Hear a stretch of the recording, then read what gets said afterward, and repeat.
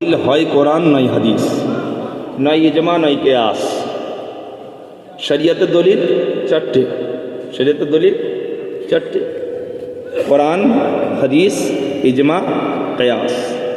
এই চার, হ্যাঁ, এই সমস্ত ফিতনাতে যাবেন না। যদি যান তো ইমান ধ্বংস। এই সমস্ত ফিতনাদের কাছে যাবেন, ইমান ধ্বংস। বলে আমরা কোরআন ছাড়া কিছু মানি না। হ্যাঁ, কোরআনেই সব আছে, কোরআনে সব আছে। যদি আছে তো জানাজা আজান কোরআনে দেখিয়ে দে যে হ্যাঁ কোরআনে আছে আজান। আজানের কথা তো কোরআনে নেই, কি করবি? আহলে কোরআন, তাহলে কোরআন আজানকে তুলে দিতে হবে, তাই না? তো ভাই, শুধু কোরআনকে মানলে হবে না, শরিয়তের যে চারটে দলিল আছে সেই চারটে দলিলকে মানতে হবে। আমরা কোরআনও মানি, হাদিসও মানি, ইজমাও মানি, কিয়াসও মানি। তো আমাদের দলিল চার ধরনের। এই চারটের মধ্যে কোনো না কোনোটাই দলিল আছে। আমি দিয়ে দিচ্ছি দলিল যে আছে কি না। আকাই করিম সাল্লাল্লাহু আলাইহি সাল্লাম হাসরের ময়দানে কি করবেন? গুনেগার উম্মতকে নেবেন, নিয়ে কি করবেন? নিজের নুরানি চাদরের মধ্যে সবাইকে নেবেন।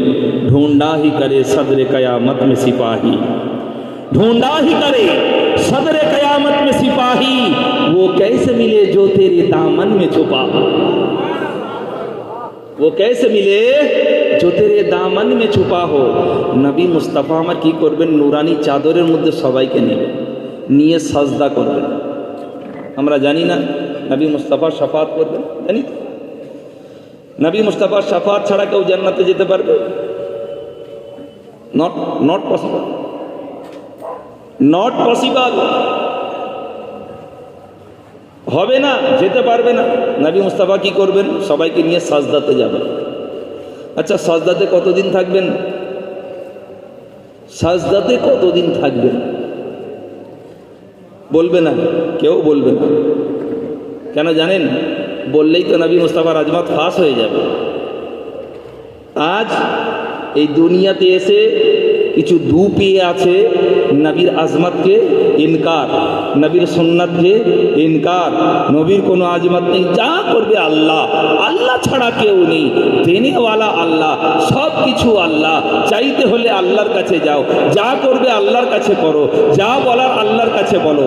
এ প্যারে মুসলমান, এটা আকীদা নয়, এটা ইমান। ইমানের নাম নয়, ইমান হচ্ছে ওসিলা, ইমান হচ্ছে ওসিলা। শোনো, যদি তাই হতো তো আল্লাহ তোমাকে ডাইরেক্ট ফেলে দিত, ডাইরেক্ট দিয়ে দিত। তোমাকে দুনিয়াতে এসেছে, তুমি যে দুনিয়াতে আছো, তোমার যে ওজুদ আছে, জীবিত আছো, এও কারুর ওসিলায়। যদি মা বাপ না থাকতো, মা বাপের সঙ্গম না হতো, তো তুমিও দুনিয়াতে আসতে পারতে। তাহলে তুমিও এসছো, আছো ওসিলায়, সেই নবীর ওসিলাকে ইনকার। নবী মুস্তাফা কি করবেন? সবাইকে নিয়ে সাজদাতে যাবে। দেখেন কতদিন সাজদা করবেন এই গুনহেগার উম্মতের জন্য। আর এই গুনহেগার উম্মত নবী মুস্তাফার আজমতকে ইনকার করছে। আল্লাহ আল্লাহ কেমন করে? কতদিন জানেন? 7 দিন। কতদিন? কতদিন বলুন, মনে রাখবেন। না যদি কেউ কোনোদিন জিজ্ঞাসা করে, কোনোদিন যদি জিজ্ঞাসা করে, একদম ডাঙ্কার চোটে বলবেন যে শোন, নবী মুস্তাফা শাফাতের সাজদা 1 দিন 2 দিন নয়, 7 দিন করবেন। ওই 7 দিনটা কেমন হবে? ওই 7 দিনটা কেমন হবে? ওই 7 দিনটা কেমন হবে জানেন? হাসরের ব্যাপারে বলা আছে, এটা কোরআনের কথা, যে যখন হাসর কায়েম হবে 50,000 বছরে একটা দিন হবে। তো আমার আকাই করিম সাল্লাল্লাহু আলাইহি ওয়াসাল্লাম সাজদা কোথায় করবেন? শাফাতের সাজদা হাসরের ময়দানে। তখন তো হাসর কায়েম। সাজদা ওই হাসরের ময়দানের দিন হিসাবে হবে না এই 24 ঘন্টায় একটা দিন এই হিসাবে হবে? ওই দিন হিসাবে।